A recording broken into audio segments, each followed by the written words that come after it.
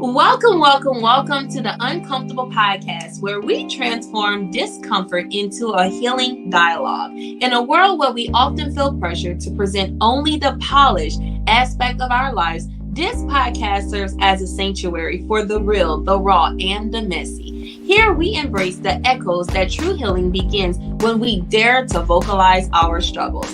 Our conversations are more than just talks. They are pathways to liberation and understanding. Each episode is an invitation to our listeners to join into a journey of vulnerability and honesty. We dove into a myriad of topics, navigating through the complexities of emotions, experiences, and often unspoken challenges that shape our lives. At the Uncomfortable Podcast, we don't just scratch the surface. We dive deep, encouraging our guests and listeners alike to release and speak their truth. It's a place where laughter and tears coexist, where stories and adversities become testimonies of resilience.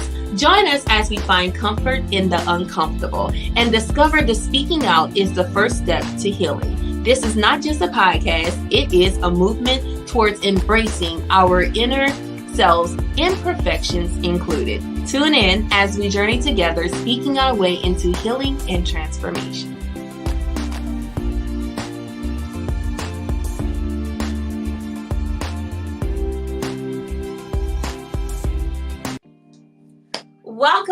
Welcome to another episode of the Uncomfortable Podcast. I am your host, Johanna B. Zeno, and let me just say, I am so excited that you are all joining us again for yet another episode. You all know that we have kickstarted season 4, and what we are doing that's a little bit different from before is we are doing things now with our 21-day devotional called Snitches Get Healed. So you already know what that means.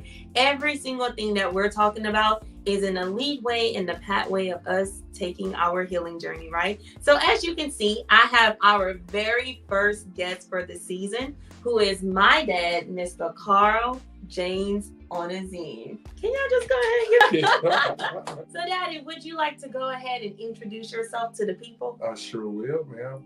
My name is Carl James Onezime. I'm from Blackfin, Louisiana. It's an honor and a privilege to be here with my daughter. I love my daughter. I'm up for the challenge. And we ready to get the ball rolling. We is rolling. So as you all know, our topic for this particular episode is called Unveiling the Truth. So if you have been rocking with us in the 21-day devotional, you know that is day 1. And just a little background of what that particular day covers. It talks about the adulterous woman, we know out of John 8. And one of the things that helped me on this particular healing journey with being able to identify with this particular woman in the Bible is that she was in a position to where, you know, them people, they just want to come and take her out. You know, they was done. They caught her in her sinful ways. They was like, listen, we got to stone her. But it was Jesus who stepped in. He drew the line in the sand for her. And he just asked a simple question of he, without sin, cast the first stone. So we know that many of times people are so quick to cast stones and throw their judgment and throw their thoughts and their opinions and everything when it comes to people. But little do we know is that so many people are dealing with things on the inside that they have not been able to surface. Why? Because they feel like they just going to be persecuted, they going to be stoned. But we know and understand that here on the Uncomfortable Podcast, we talk about all the uncomfortable stuff, and that's what we're coming with on today on this episode of Unveiling the Truth.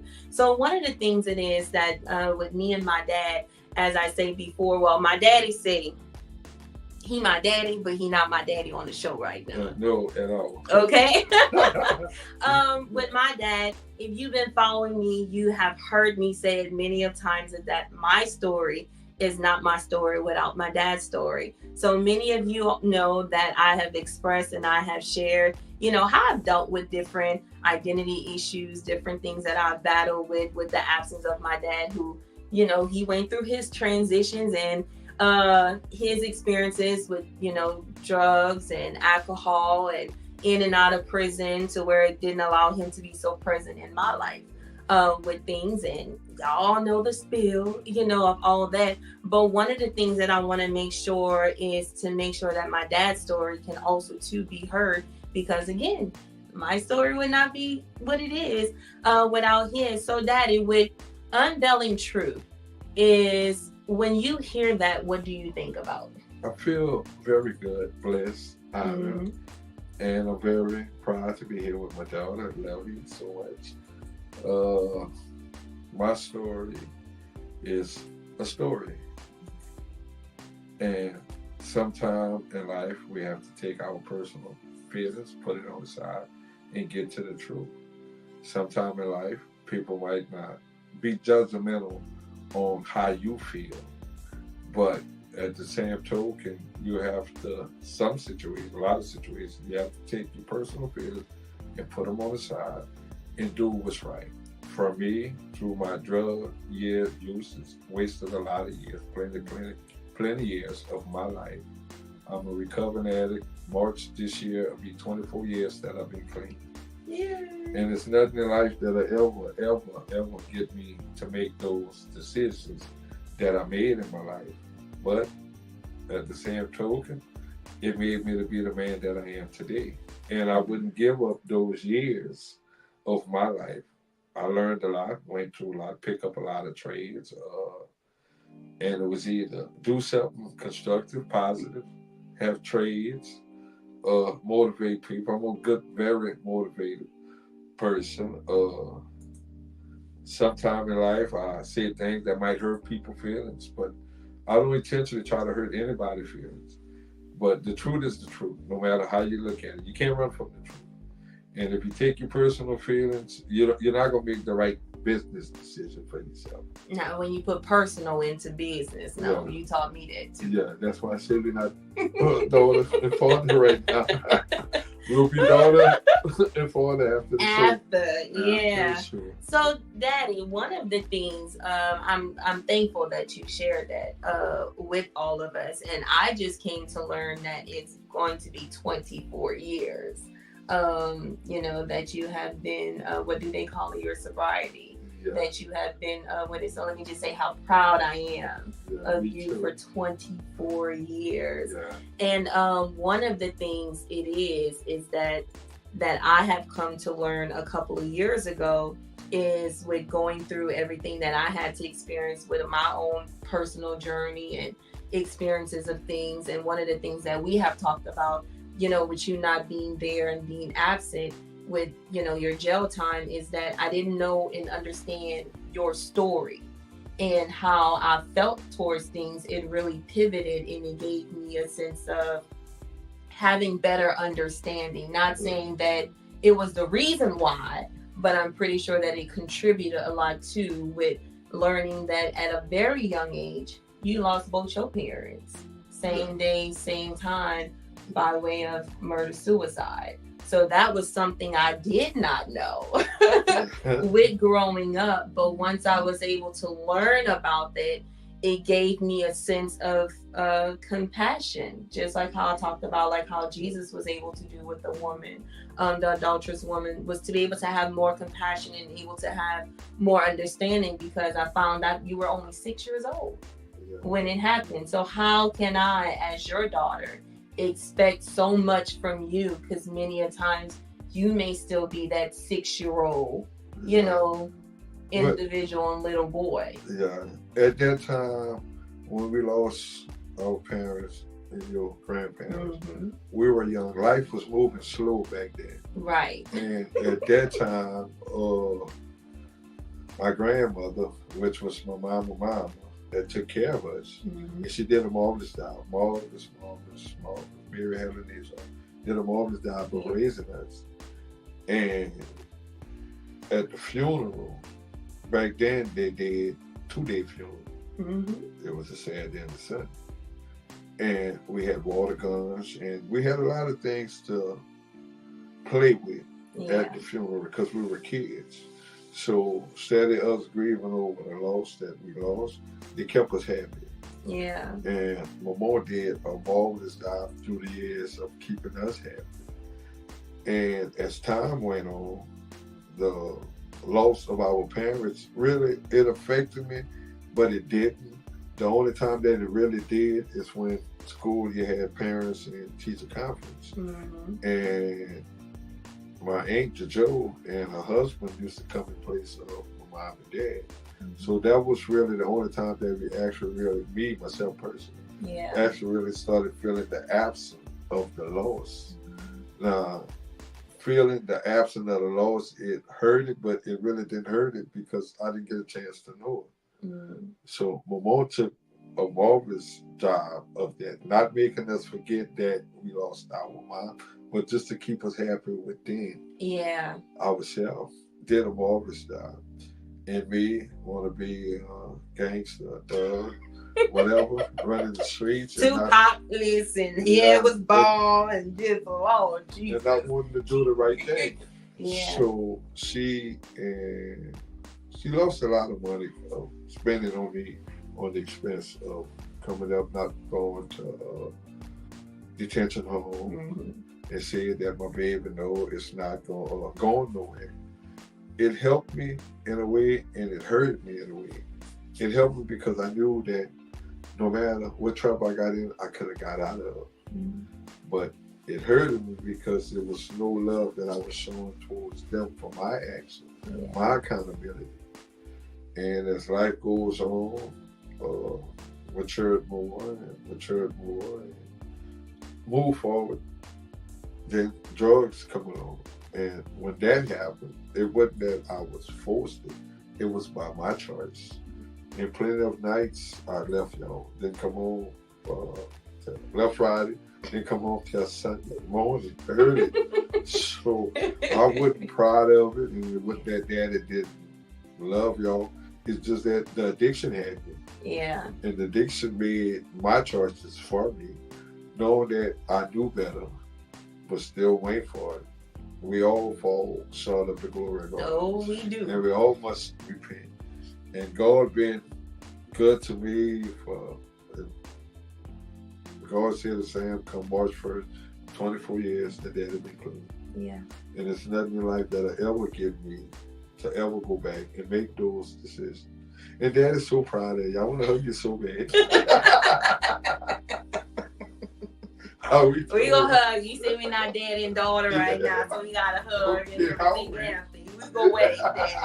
But that's like, it's good to know, because without knowing what was, of course, you know, me and everyone knows with my brother Copeland, because there were so many things that was unsaid, is like it left us in places to where we're having to figure it out, put what we know, little bit of pieces here and there. But once we were able to get, you know, of course in our adulthood of stuff, able to get better understanding of it, it was just like, oh my God. Like, you guys did a good job. Ooh. We did a good job on our own. And we were able to extend the grace without it having to be something forced for us to do. You know what I mean? So that is one of the things that, and it because we have it together, it must come from your bloodline. That's a mixture of both. You know, but one of the things that me and Cole, we both agree to, is that we look at things in our upbringing to where, in the most indirect way, you have taught us so much stuff of what not to do. I think I was a good teacher at that point. You was a great teacher at teaching us of what not to do. And of course, people would probably look at it with us saying that and be like, what is you talking about? But I'm able to see now, with having 3 daughters of my own, that there are healthy, non-traditional parenting that you can put into place that can really, truly be effective to your kids. Like, it was non-traditional. True.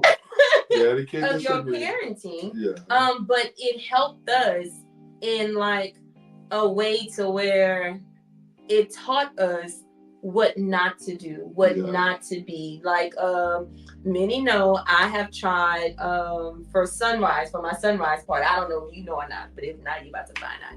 But for the sunrise party in high school, I tried weed for the first time. Ooh. Yeah, I didn't try me physically putting it on my mouth, but I did it by way of a charge. You know what that is, right?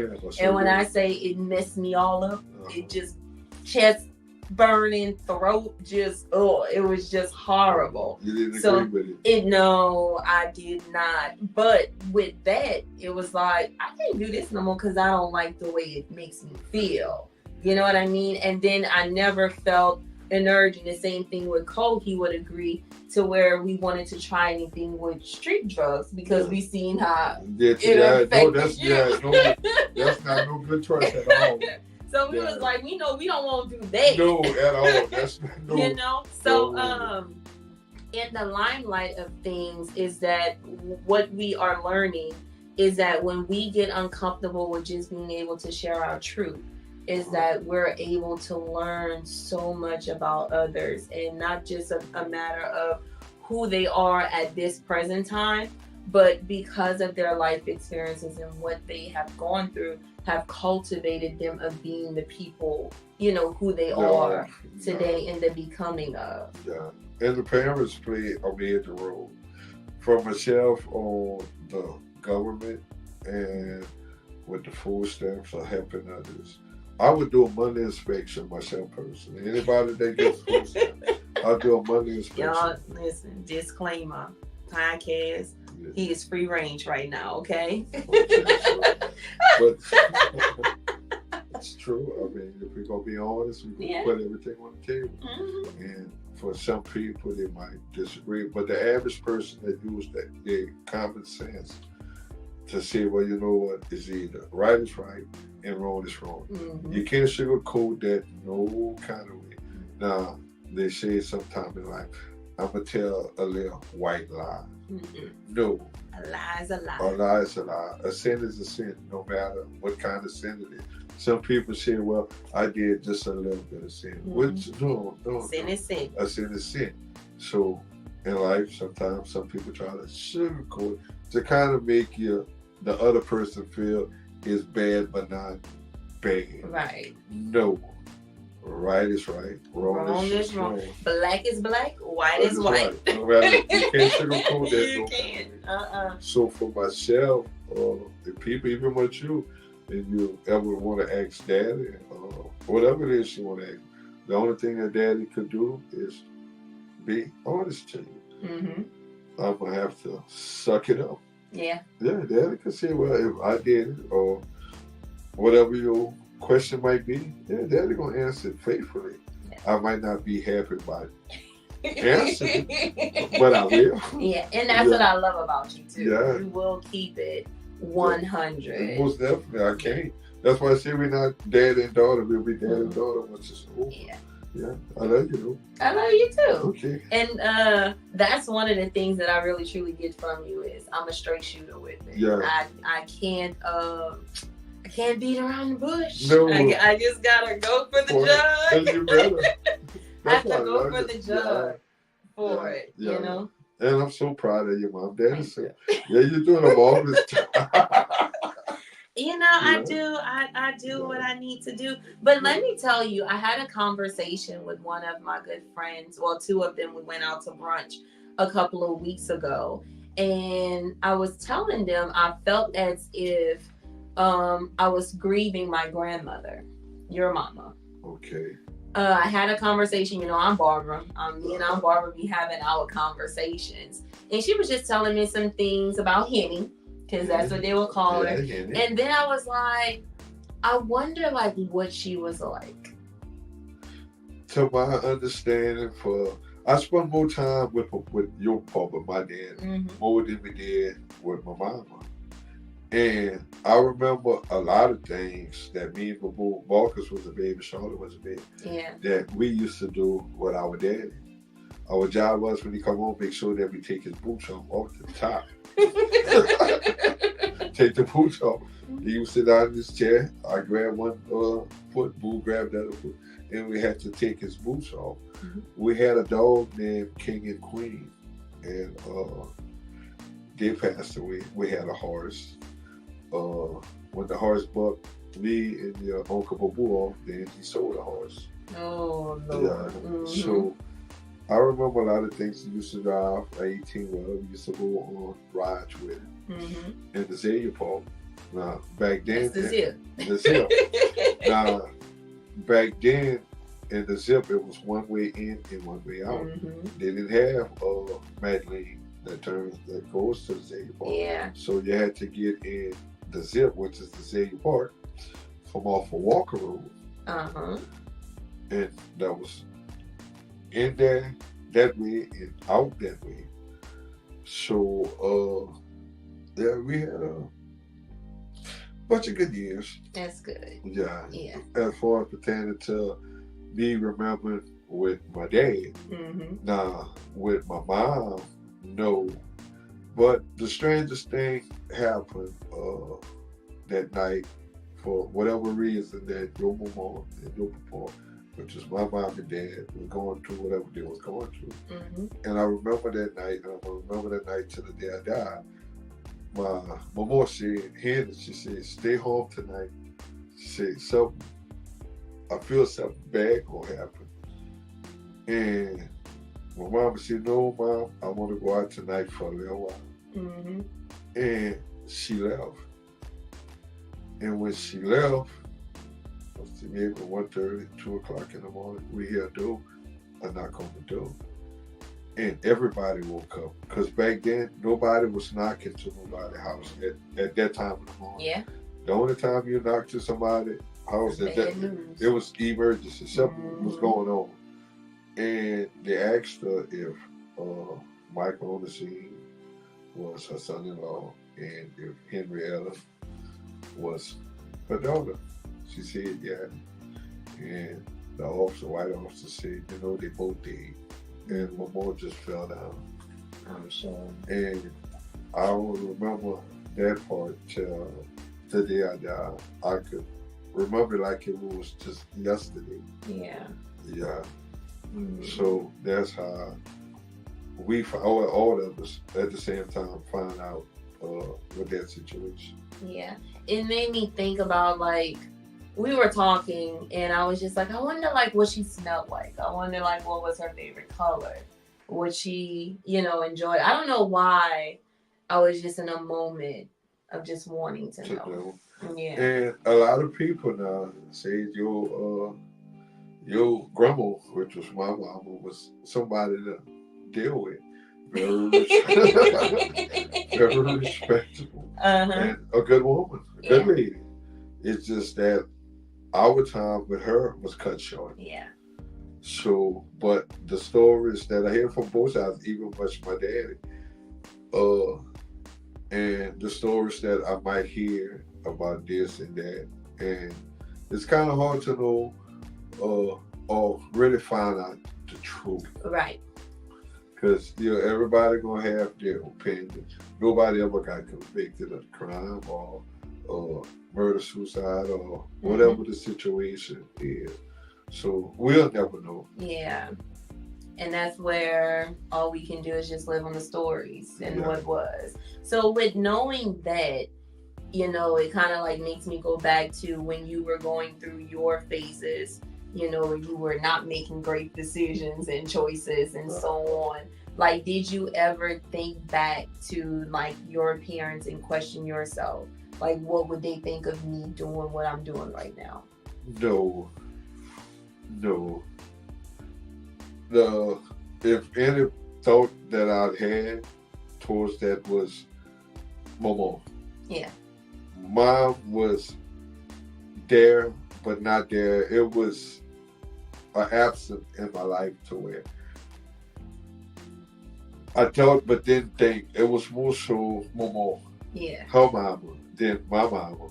Because I really didn't have no experience with my mama at all. Now, I did have thoughts about how my life would be if my mom and my dad was there. But as far as pertaining to other issues, no, I can't really say that I ever, not saying that I didn't think about it, but it was more so Momo. Yeah. Yeah, Momo. And let me just say, I love the honesty in things, because one of the things that, helps an individual on their healing journey is whenever they go to someone and they just simply just want to know, because you just never know how the response or the answers can help them in what they're currently doing, and what they're experiencing. But everything that I've been able to come and talk to you about or ask you about, because you have been able to give me honesty about it, it has helped in my journey. Same thing with Cole as well. So I think that is one of the reasons why. It has to be honest. I can't lie to you. That's why you have to take personal feelings and put it aside. And put them on the side and do the right thing. Make the best business decision for your life. Yeah, that's why I'm not your daddy right now. We good friends. We just having conversation. Yeah. But I love it. And it's been maybe 2-3 years. You know, I was looking through some of my old things because, you know, I used to keep everything at my mama's house whenever I was moving and going through my life situations and so on. But I came across a letter that you wrote me. Oh, I was telling one of my friends that today. I was convinced. I came across a letter. Yeah. And, you know, when Dad started reading that the other day, and I really wanted to take it home and bring it back, but you probably wouldn't release it. No, I'm not. I didn't want to read it in front of you. I read some of it, and it touched me heart-wise. And it hurted me more because I allowed myself to be in a situation to where I was forced by my choice and my bad business decision to write you this letter. Yeah. Daddy, I was supposed to never write you a letter from jail, not from jail. I was supposed to write it from my house and send it to not there. Yeah. You know? And through those years, your mom, Stephanie Bernard at the time, was very good to me. Mm-hmm. I couldn't ask for a better person at that time in my life and wanted the best for me. It was just that I just didn't want. And gave me multiple of chances. Mm-hmm. This lady, actually, she wrote me a letter, just not the letter you got.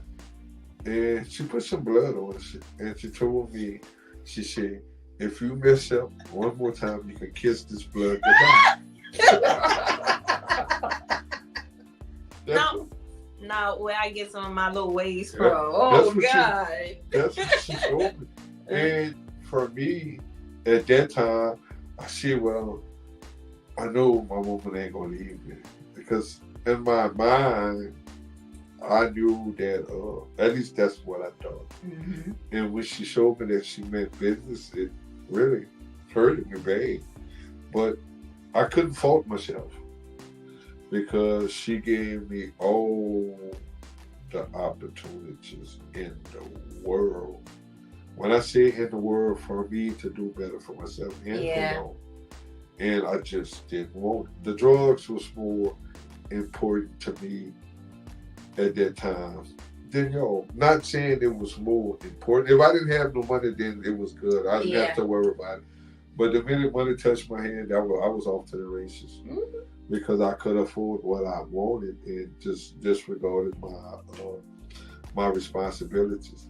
Now, when it did hit me like Sunday. I broke. I gotta go face the music of coming home. And it was very hard. Yeah. For me. And it took me I really didn't want to come home, but I ain't had no choice. You didn't have no choice. Yeah, but I remember this one time when you came, the pink elephants was after you. Yeah. You don't remember, but I remember that day, clear as day. But in the letter that you had wrote me, one of the things that you had put in there, and it really touched me, because it was because you know you call me mom. It was mom, just make something of yourself. And I was just back then when I read it, I didn't know what that means, you know? But now that I became, you know, I'm a wife, I'm a mother, business owner, and so on, it's little did you know, just with those words and what you spoke back then, it really truly is manifesting into something now. Yeah. You know what I mean? Uh-huh. When you were young, I don't know if you remember this, me and you had a big conversation. You really weren't even talking at the time. And we just bust out laughing. But you had a laugh like like an older adult, and your mom said, "Oh," she said, "What's wrong?" I said, "Girl, you ain't gonna believe what just happened between me and Johanna." She said, "What?" She said, "We were talking." I told her that you and I was talking. Uh-huh. And she said, "Y'all was talking." I said, "Yeah." And then we just bust out laughing. You had a laugh that wasn't a child laugh. You had a enjoyment laugh. And we just bust out laughing. And your mom told me both were crazy. I think she still on date a little bit, but a good crazy now. Yeah. But that's when I knew that we were special. And that I love to challenge you on things to see where you at. And you stay Porter like you be playing Petty Pat. I stay Porter, Daddy. You stay Porter. That's why I brag on you all the time. Yeah. Yeah. Yeah. Well, this has been good. Yeah. It has been a great conversation. If there is anything that you can leave for the listeners and for the viewers, what would it be? Knowledge, wisdom, and understanding of life. Yeah. Them three things there. If you take them three things there and apply that in your life, even much for myself, knowledge, wisdom, and understanding, you're gonna be successful. Yeah. Yeah. Well, y'all heard it from Mr. James Onezime himself, right? Knowledge, wisdom, and understanding. We got to put that as our keynotes there. But Daddy, thank you so much for this conversation. And I love to come back. Yeah, you can come back. Yeah, We're going to have you back on. Yeah. For us to chit chat and talk a little bit more. So we have learned so much. And also, too, I know you didn't want to, we didn't talk much about it, but even with your skills with carpentry and so on, just the skills that you have as well is really beneficial. Yeah. Mainly too for me whenever I need something built, you use your skills and stuff for me. But little do you know, I got some skills too. I just don't put it to work like I'm supposed to. Yeah, I don't doubt it either. Yeah, I got it. Yeah, mm-hmm. I just don't like messing with it though. Yeah, when you know how to read a team message, and vision something, like say, because you're very good at that. Figuring things out. Yeah. You only gotta show me one time. Yeah. And one thing about me is, if I gotta figure it out, I don't need you no more. Yeah. And you're very good at using your space wisely. Yeah. Yeah, you're very good at that. When you take something, you look at it and you visualize it. And sometimes in life, people might not see the vision that you see until they start seeing it. Yeah. And then they be like, well, okay. So even much with you, we have conversation, and then Daddy will go home and take her and say, well, you know what? Yeah, my daughter was like, I got a man up there. And be honest and say. We heard it, y'all. Yeah. So that's what I was telling a friend of mine at work. So I said, well, I already told my daughter, I'm coming to be playing Petty Pat and Porter. So for the viewers that don't know nothing about Petty Pat, it's a card game. Yeah. It's a good thing. It's not a bad thing. No, it's not. It's a really great family fun game, not until you add something in the middle of collection wise. Yeah. So Daddy, thank you so much. I know usually we say, tell the people how they can reach you and how they can get in contact with you, but y'all leave my daddy alone. Yeah, we're gonna wait for another episode. And then release that. Once I get to know the audience, and once they get to know me, and then we could establish a friendship in a bond. Hey. Yeah, it don't happen overnight. It does not. Yeah. It takes some time with it. But if you all have any questions on our conversation that me and my daddy had, please feel free to email us at info@joebzeno.com, where we would be able to read it out for you live. Or if not, you have to follow us on our social media, where you can find us on Instagram, Facebook, and also to TikTok. This has been an amazing conversation. Again, unveiling the truth. It is the truth that shall set us free. And scripture tells us who the Son set free is free indeed. So go on and live a comfortable, uncomfortable life. Until next time.